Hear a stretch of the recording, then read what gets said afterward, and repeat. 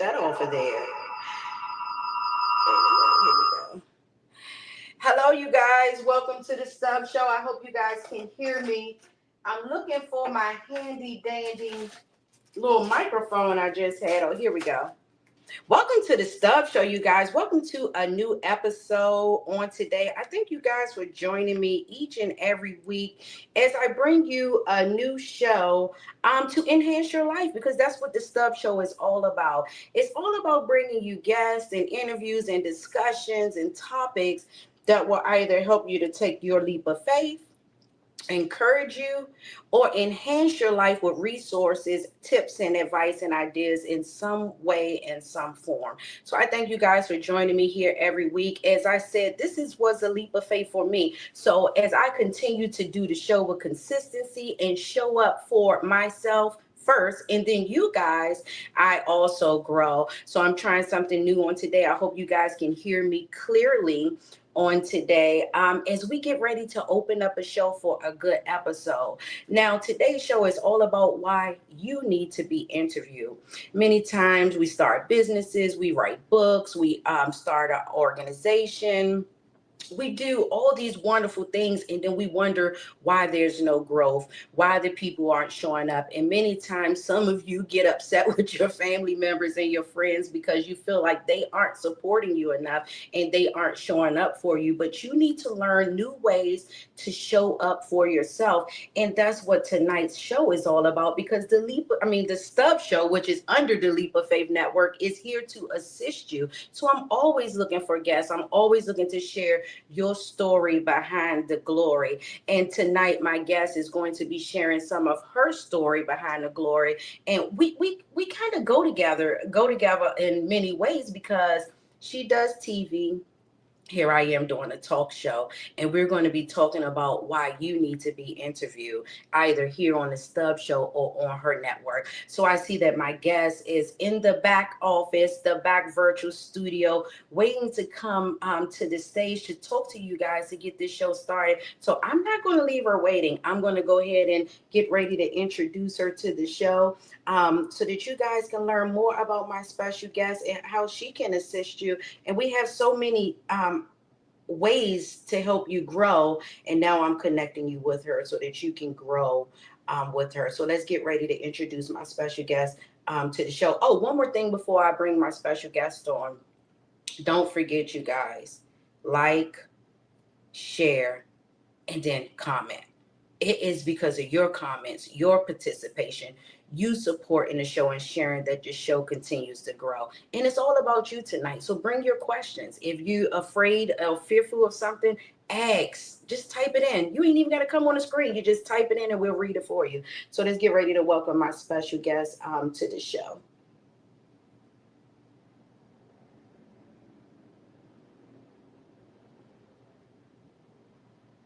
Help me to welcome my special guest, Miss Jackson. Miss Jackson is an author, entrepreneur, and visionary who understands what it means to turn rejection into purpose.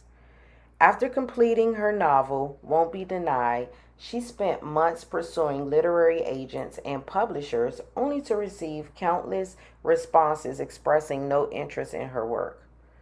While many may have given up, Miss Jackson remained committed to the vision she had for her book and refused to let rejection define her future. At the same time, she faced another unexpected challenge when she arrived at work one day and was informed that her contract was being terminated because she was no longer considered a good fit. What could have been a devastating setback became the catalyst for something much greater.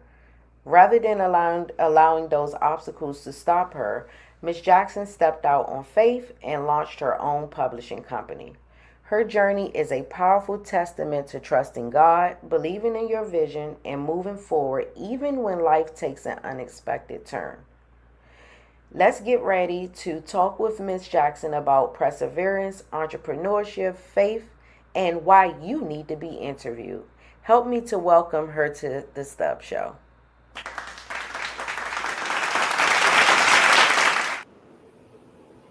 Awesome. Well, hello, Miss Jackson. Welcome to the Stubbs Show. How are you doing on today? I'm doing awesome. I haven't melted yet here in Hotlanta, so I'm doing outstanding. How about yourself? Hey, it's getting hot here in DC as well. They're getting ready to turn the oven up a bit. We're expecting temperatures up in the hundreds this weekend, which doesn't matter to me because I'll be in the house. Say that right. Well, thank you for joining us here all the way from Atlanta, the place where people love to go and where many businesses are booming. I hope that our Atlanta audience and population shows up for tonight because they need to connect with you and understand why they need to be interviewed. Because so many people go to Atlanta, like California, to take that leap of faith and start a business and then Yeah, get that won't won't and go downhill and then come back to whatever state or city they are from and upset, yeah, but not understanding that maybe they should have took a few other steps to get themselves marketed and out there and exposure to the world. So you ready to get this interview started yes, indeed. I'm ready. on this lovely Tuesday? So let's go ahead and get this thing kicked off because I have many questions for you on today, and I don't know if other ones will come up from our guests. So what inspired you to start to create Define TV? I Define TV. Actually, it was happenstance. I've had already been in the entrepreneur space for a while, and someone initially had mentioned to me Roku, and I had never even heard of Roku before. So I had came home and Googled it. And so when I Googled it, I saw that Sony had their own streaming device. And many people may not even know that Sony had a streaming device back in 2013. So I bought the Sony because I felt, which we all know, Sony is a household name, it's an international brand. We've all grown up with a Sony, some Sony type of product or electronic in the house. And I kind of deemed it was like, Roku was like the Skechers back in the day. No one really was trying to rock Skechers back in the day, but now Skechers is a thing now. And so I bought a Sony and I was complacent with it. And then 6 months later, a friend of mine said, "Yo, you can get on TV with this Roku," because he had saw something, my buddy Kelly. And then I'm like, okay, well, how can I get on the Sony? Because I've only heard of Roku twice, but everybody knows about Sony, I presume. And I couldn't figure it out. And so I bought it. I said, go ahead and invest another 60 something bucks and buy this Roku thing. And my mind was just blown away. The aesthetics, the layout, a whole lot more content came to me. And I'm like, wow, if I can get on here, how can I help others? I'm here in Atlanta, been in the networking space for many years. And most entrepreneurs want to be on television, but it seemed unattainable. And there I was trying to say, okay, what can I do to do it? And I didn't ask, uh, I didn't struggle, but I was like, well, what I need to do? And I just leaped forward and then saying, let me find the right direction. And everything came to me, the right people, right developers. And then the name came. I was trying to find something kind of fancy and cute. And then I heard like, no, that's not it. I define. When you say I define, it's more of an affirmation. It's a mantra. When you say I define TV, I would say yes. TV is built by you. We no longer need ABC or CBS anymore. We can do it ourselves now. We can tell our own stories today. And then, love her or hate her. But if Oprah Winfrey give you a call, you may want to sit down with old girl and get that Oprah bump. But other than that, it was a mission to help others like myself, to give them a sense of a platform that I would never have thought could be something for me, from a young little girl from back in the day in St. Petersburg, Florida, having my own network on television. So it was a happenstance, but paying attention and listening and moving forward. Yeah, that leap of faith. What people don't understand is, it seems unattainable or the vision seems so big and impossible. But when Mhm. you take that first leap of faith, other things will begin to line up for you and make you go, wow, like, I didn't know this was here. And like you said, open up the doors and give you the avenue to be able to share it with others and then just prove that that was your lane. You were in Yeah. alignment with where you want to be. And as I say, leap of faith, there were some things that happened before you got to that kind of pushed you into it without you even knowing that you were going into that space. But before I get into that, tell us a little bit more about I Define TV while we're on that subject before we move into that actual story behind the glory. All right now. So pretty much in a nutshell, I define TV. My mission behind it, when I first initially started, my goal was to have this platform, to have the largest platform with independent experts and music and film and all that, and putting the cart before the horse. But it has evolved a lot. Like anything in entrepreneurship, you evolve. You kind of have to look at things and kind of pivot along with it. And so my mission behind I Define TV really is to help people develop their authority, right? authority creates opportunity, and opportunity creates that path to income. And so we're here to do it in so many different ways by helping you tell your story. Like she was saying, we both interview, we do a different perspective. My initial goal, and it kind of grew into helping people not only interview them for TV, but also help them tell their docu story.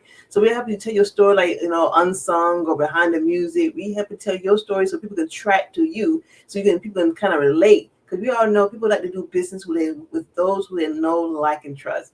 So iDefine TV is that medium to help you catapult and become that resource where people come to know, like, and trust you by building your authority through forms of media, resources, and helping you feel comfortable in front of the camera. Because not everybody wants to be in the camera, but it's amazing because we all have cameras today. We're all producers today. So our mission is to help you do that, and how we help you expand where you are, what you're doing right now, personally and professionally. It's funny that you bring that up because I come across a lot of people. They're like, I don't know if I can get on camera, or I'm too nervous or shy. I'm Yeah. like, you need to do this. Then they do the interview and see that it's just an open conversation about your brand and your business. And afterwards, they like, oh my God, I love it. And next thing you know, you see them all over social media on camera doing all types of stuff. So Right. it is part of that. Just jump out there, and thank you for taking your leap of faith. But let's get into what led you into iDefine, because you were working at a job and you mentioned that you got let go from that position, Yeah. and that led you into this leap of faith into iDefine TV. So take us back to that day and tell us about what happened in those raw emotions. Like when you were told it was time to go, did you feel like giving up, or was that vision already there? Well, kind of back it up a little bit. I had started my step into entrepreneur space was kind of happenstance again. I had started the year off in 2003, and you know how you're at home trying to figure out what you're going to be like. And on the first year of the year, 2003, I was at home starting the year off was that purpose.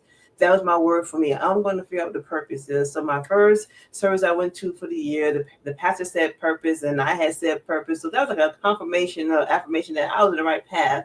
And I was kind of getting on everybody's nerve about purpose, purpose, purpose. So one day I had woken from a nap, and I had this title, Won't Be Denied, and a synopsis. It was so clear.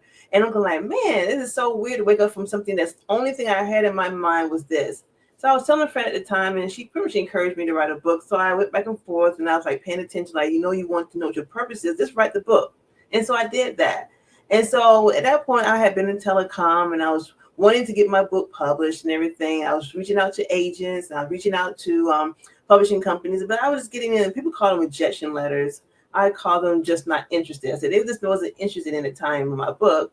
And then I got into this contract with this telecom company, and it was okay. I didn't like it myself, to be honest, because every time I went in there, they had all the lights was turned out except the floodlights. So originally from Florida, so my spirit and energy needs sunshine.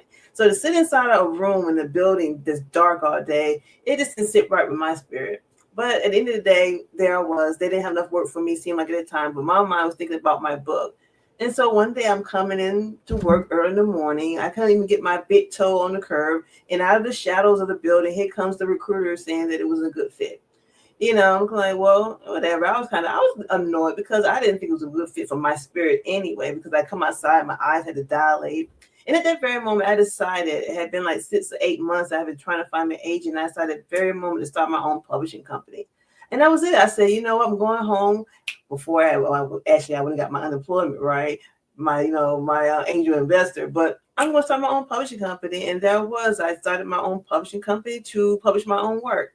And that's how I started. The mission was another form of leap of faith, because I said, if I can't wait for somebody else, it's been given to me. If there's the resources are out there, and I can do it myself. And and again, things laid up for me, parallel for me, and it just flowed effortlessly, seemed like it for me. And there I was with Won't Be Denied, published November 2004. I'm laughing at you when you said your angel investor. You were talking about the unemployment insurance. Listen, that's Yeah. yours. You worked hard for that. I And so many did. people are ashamed of certain things and getting help. They miss out on their angel investors, the places that are there to assist you, because you were able to use those funds to invest in other things as you continue to grow and build your network to get to where you are on today. So thank you for that transparency and that openness, because so many people shy away from telling certain things because they're like, I don't want people to know. But you got that right. That was your angel investor. That's right. Shoot. Yeah, you got to go with you have to go with what you need. So my next question to you is, why do you believe so many business owners underestimate the power of being interviewed? I think men are underestimated because they're not really paying attention to how to leverage them. Sometimes, most times, people get interviewed, and you most know that people get interviewed and it's a wonder done. But there's so many things, especially now today, there's so many ways to continue to repurpose the interview. One of Mm. the repurposed queen of interviews is Oprah Winfrey.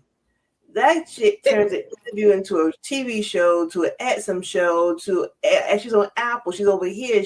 There's not ever a time when she has one piece of content as one time user. She's using it in multiple ways. So you use it as a way to convey who you are and to connect with people. And at the end of the day, I think people kind of keep staying kind of timid and shy. They don't want to get in front of the camera, especially women. Women, oh, the way I look, the way I sound, and me, I take myself for instance. I grew up as the only kid.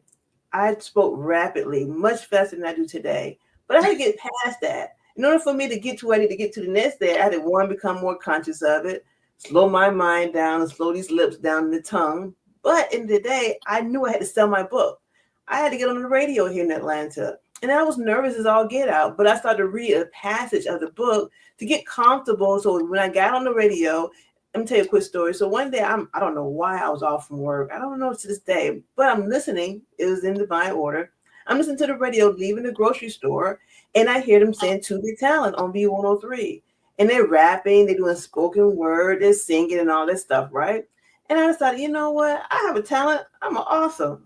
Ignorance is bliss. When you don't know anything, you just do what you got to do. I rushed home. I called in, got the groceries on the floor, called in, and I called in, and they picked up on the very first call. What are the odds you call in a major radio show and they pick up B103, number one urban radio station? As I'm calling for the Tuesday Talent. The young lady now, mind you, I've known me at a job, so I don't know nothing about Tuesday Talent or this DJ, but the girl said that Tuesday Talent was over.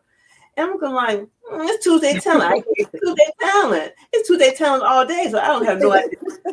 So I hear it call back again. So I call back, get the fast busy. I hear it call again. Like, okay, I'm going to call again. And this time I hear Tuesday Talent, what's your talent? And like this time it's the DJ. I'm like, oh my God, DJ. I'm calling in. I said, I'm an author. And she says, so you're going to read from your book? I said, yes, I am. And so there I am. I had already prepared because I already know I have a tendency to speak fast. I get nervous, going to get even faster. But I knew who I was. Now, in order for me to get in front of the audience, I had to do something that I never would normally want to do. Get uncomfortable, but at the same time, challenge myself. And I did it. I read from the book, and then I guerrilla marketed that thing, right? I asked my friends and family since 2004, right? Hey, can you email that DJ and ask who was that author? Man, who was that author? They did it, right? Recontacted me again. She asked me, well, could you be on my show? I'm like, sure, I'll be on your show. What time is your show? I had no clue who she was. No wonder why I didn't know who she was, because she came on from 2 to 6 in the morning. I'm normally asleep at that time. But hey, I'm going to do the darn thing. I got it. And then I asked my family and friends, if you didn't email this lady, please email her. They did it. She brought me into the studio this time. And there I was going down Midtown Atlanta. I had pushed back in the day. I pushed my little recorder on my boom box and recorded. And here I am. I'm heading into the studio with this platter of fruit. And the security guard said something that I would never forget. He said, Jada Bird must really like you. I said, why? And he said, she very seldom bring anyone into the studio. You have to do things that you don't feel uncomfortable. At the same time, make it fun, make it challenging. I was nervous, and I was like, "Oh my God, I'm sitting in the same chair as some of my favorites." I mean, I'm all swinging around inside it. Nervous. I would have bought a whole outfit for the show, for to be on the radio. And then I left there and jotted off the word. But Yeah. I think they think too much about it. You just got to do what you got to do. Because how is the most popular people getting known? They're doing interviews. They're getting their stories out there. And they're connecting with people like yourself because you're helping people get their story out. Ooh, you said a mouthful there. I mean, that was a lot. And I know when you left that interview, you were just perked up. Your energy was, you went from a here level to a here level, and it pushed you to do more, you know. And when you in alignment, you take that first leap of faith, because you keep talking about alignment without talking about alignment, because you when you talk about that step that you took back then, and how it just consistently opened up new doors, but it was you taking that leap of faith first that opened it. And I want to go back into something else that you brought up, about repurposing and people being timid. You know, there's this thing where people will get interviewed, and I wonder all the time, like, why aren't you resharing this interview? Don't wait for me to do it, because I'm going to reshare it, but I have so many other people coming up every day. This is your opportunity to show people, hey, this is the knowledge that I have to bring, the advice, the expertise. This is what I could bring to your show. And it shows other people why they need you. But so many people don't repurpose a lot of things, because you know why? This just is my opinion. Okay. They don't want people to say you posting too much, you showing off, or you think something. Yeah. So what? You gotta do it. I mean, and sometimes I could be guilty of that, because of the fact that you seem like, okay, but I have to remind myself, half of the time, you know how the algorithms work. Everybody doesn't see your stuff all the time, only a small percentage. And then sometimes they may want to come back and watch it. But, you know, and I can't stand Facebook too at times, because you're seeing something, all of a sudden it just refreshes itself. I'm like, what in the heck happened? I'm trying to watch this darn hour, walked out the room, came back into this room, and then, you know, so you're repurposing it, you're resharing it, like, oh, I'm going to see that because it got repurposed, I can't stand that about Facebook. I'm like, well, who want to see it, but kind of got kids yelling, a dog barking. And they got, you know, distracted. Listen, and the older you get, sometimes the mind just floats away on you. You be right here, and you be like, I was going to do what? And then the thought went over there. But like you said, when you repurpose and it shows up again, you're like, oh, okay, let me go back and watch it. And I love that you said, so what? You know, because you have to have that type of attitude when you're trying to grow your business. And one other thing you said is you dressed up, and when you went into that studio and you were sitting in the chair where other celebrities and other people sat at, it made you feel a certain way. And that goes to the repurposing thing. We will see Cardi B, Oprah, and anybody else. They'll have their regular page, a fan page, a show page, and this other page, and we'll see them reposting all the time from their different sites. And sometimes we repost it, but we don't do that enough for companies and businesses and startups like me and you, who actually dig in deep to put that work in to get your information out. Because I'm pretty sure when someone comes on iDefineTV, you really go in to assist them and show them the importance of why they need to do business with you. You get with some of these major networks, they just treat you like trash, take your money, and tell you to kiss there. And I'll let you I'll let you guys tell the rest. But we're getting ready to take a quick break real quick, you guys, here on the Stubbs Show. I mean, this is going well. And I'm actually proud of myself, because I sat up here and I got my microphone on today. So if you hear a little extra boom, boom, is because I'm learning, you know, how to work it with the StreamYard, and I'm working from another computer. But growth is always happening when you show up for yourself and be consistent. What you don't know how to do, you will learn to do as time go on. So we're getting ready to go into a quick break here on the Stubbs Show, and then we'll come right back. This event that I'm getting ready to share is coming up this month in a few weeks. If you're into gospel music and you love concerts, let me tell you, this is a gospel show and concert that you don't want to miss. This is that old school foot stomping, tambourine banging, shouting, hallelujah, give you a praise type of concert. So you don't want to miss this. Let's get ready to get into this commercial break. Ready, Temple Hill, Maryland, for the 81st anniversary of the Highway QC. Saturday, July 11th at 3 p.m. Doors open at 2. Featuring Doc McKenzie and the Highlights, the Swanee Quintet, Sent by God, the McDuffies, Lil David and the Bells of Joy, DJ Allen and Righteous, the Heavenly Sons, the Soul Messengers, the Jones Singers, the Glory Group, the Singing Angels, Bishop J. Spurlock and TNAD, Lil Sammy and the New Flying Clouds, and Tony's Magnificent Voices, hosted by Gwen Sims and Eric Bossman Graham. This event will be held at the Southern Friendship Baptist Church, 4444 Branch Avenue, Temple Hill, Maryland. Tickets are $40 in advance, $50 at the door, $60 for VIP. Food by Flavors. For more information, contact Lynn Taylor at 202-487-6440. Bossman at 202-999-9488. Jerome Monk at 301-751-2787. Or Geraldine Campbell Mays at 240-579-6448. That's the Highway QC's 81st anniversary. You don't want to miss it. Is it time to get your fluffy, scruffy pet's hair done? Look no further. Pooch Styles Pet Grooming, in operation for 14 years in the Forestville, Maryland area, is ready to serve you. Give us a call at 301-456-7081. 301-456-7081. We're looking forward to servicing you and your furry loved one.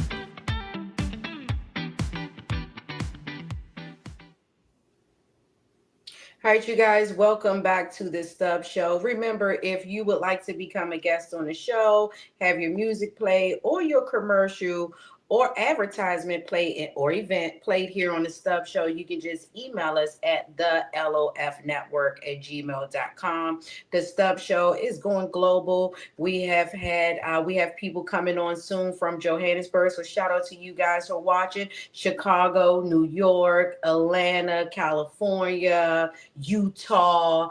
It's just pouring in from all over. We've been over in the UK, so we thank you guys for your support, and it's because of you that this show is continuing to grow. So if you want to connect with us, you can DM or inbox us on whichever platform you are watching from. But on today's show, we're talking about the importance of being interviewed. Why you need to sign up to be a guest on the Stubbs Show, but not only the Stubbs Show, you need to sign up to be a part of iDefineTV, which is on Roku TV. So now you can watch your program on your television. So on today, my special guest is Miss Jackson, and we've been talking about being interviewed, and we're getting ready to finish our interview for today and get back into our questions. You ready to get this in? You ready to keep going, actually?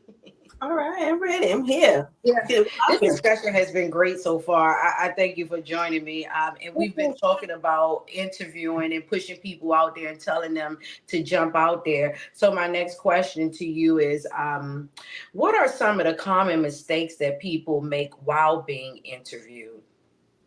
Some of the common mistakes most people do, I think one of the main things that people make mistakes is not having the eye contact. Not knowing where to look when they've been interviewed, specifically when they're online, because a lot of people have a tendency to want to look at themselves when they're using their phones, they're using their laptops or webcams. You got to make that eye contact so you can have the eye contact with the viewer, the audience, people who are tuning in. It won't be, so you won't feel that disconnect. So, for example, if I didn't look at my camera or where I'm supposed to be looking, if I'm looking at myself, I'm disconnected from you right now. I'm looking at myself, and I'm not supposed to be talking to myself. I'm talking to you. So that's one of the key things I've recognized, that people don't know where to look. They have a tendency to want to talk to themselves or talk to the guests. And I know it's kind of weird. I help my people when I interview them to say, okay, you got to use that peripheral vision. It's not about us right now. You can only get to watch the interview after it's done. So have a little struggle, find the lens, find that point. Actually, on my monitor, I have a little spot where I'm looking at every time to make sure that I'm in the right space. So that I want to make sure I'm connecting with our audience, with our viewers. That's one of the key things I recognize that people are challenged with, is doing it. And that's just not doing interviews. That's the key thing, is most people not doing it. We mentioned it earlier beforehand, just not doing them and not doing them frequently enough. And I said, my most recent newsletter, I said to myself, I have to take my own medicine, take my own prescription, because all the time I get to the point of helping people so often with their stories, with their authority, I got to take some time out and fill up my cup, make sure that I'm filling up from the overflow. And so that's the most important thing. Where you're looking and just making sure you do the interviews and do them consistently, and again repurposing them. Yeah, you got to keep bringing up that repurposing. And that's good that you brought up is eye contact. Owning the room is also owning your interview. That's the room that you are in right now, and then projecting with your voice. And like you said, paying attention. And so many people are caught up in that. Oh, it's all about me. I want to see me. But you got to focus on the audience. And I remind myself of that. Like when I go from 2 frames to 1 frame, I'm thinking about the future of the show. And when I share the interview, I know sometimes people get tired of seeing me. So I'm like, I'm not talking. Let the guests talk. But those are good pieces pointers that you brought up for people to pay attention to. And then, as you said, pouring into yourself. You pour so much out in others, taking that time. It's like today to be interviewed so that people could know what services that you offer. My next question to you is what opportunities have come to you by way of being interviewed? Even let's go back to the very first interview I had on the radio. That helped me to parlay an interview to be on television. And then once you do that, it gets okay. I'm on B103 now. I'm able to okay. I'm on TV. That allowed me to get a speaking engagement locally here back in the day at the Georgia Perimeter College. So it gives a more sense of authority because of the positioning where you are. That means you're able to speak, you're able to dialogue, you're able to convey, and people want to know that you're able to do that. It's brought me into rooms that I would not ever been thought I could be into rooms. I've been able to partner with local organizations from the Atlanta Film Festival. I've been able to partner with the Black Enterprise Entrepreneurs Summit. So a lot of things that has been something I could only imagine brought me to a place of being recognized, being able to be on the red carpet to interview other people, interviewing people like Romney Malco, Sherry Shepherd, Regina Hall. So me having a platform, and then it's inside of me, it's like it continued to nudge me forward to say, if you can do that, if you can interview Romney Malco, you can interview Tracy Smith, who you don't even know in Chicago. So you can do it. So there is no, and you did it in a way I was really excited to interview him because I knew his movie, but it helps me continue to be a better. I think when you take the time to be interviewed or do things at your norm and you continue to do it step by step, it helps you improve your game. For me, it's like a game. Like I'm getting better. And that's the thing you want to do. Whatever you're doing, whatever your profession is, whatever your niche is, it allows you to get better and better and better at that thing that you're doing. That self-made personality, that self-made ambition and spirit and energy that you're going to keep going, whether someone teaches it to you or you just got to jump out there and do it on your own. I like that you said that because so many people are sitting on stories, they're sitting on testimonies, they're sitting on movies, books, so many wonderful things, and they just don't jump out there. My next question are was there ever a season when you questioned your purpose and sharing your story? I mean, think about it. I mean, well, and myself, entrepreneurship is a question every day. You got to be flexible. Tell the truth about it. You got to, even when I first got into the space of, okay, there I was, and was back in 2008, I had decided I was going to go to this internet marketing event. And I've been working. I was tired at this time, like, okay, I told myself, I said, okay, if it's raining the next day in the morning, I'm not going to go. So I wake up to the alarm clock and then it wasn't raining and I had to go. I made a commitment to myself, and I went, and those things of the situations where, okay, I'm going to do this. And then, okay, then I get laid off and then I've been out of the workspace forever. Telecom is it was not a pretty space for people. If you can't have my first layoff at first, I did cry. But once you get laid off the first time, I got cried at all. I was ready for the next one. So we just get laid off sometimes with telecom. I'm like, okay, in 2008, I was it. But the leap of faith was when I started iDefineTV. Well, even the book, no one wanted the book at the time. I wanted the book. It was part of my wanting to be out there. I just didn't want to write a book and have the manuscript. I wanted it to be something that people read.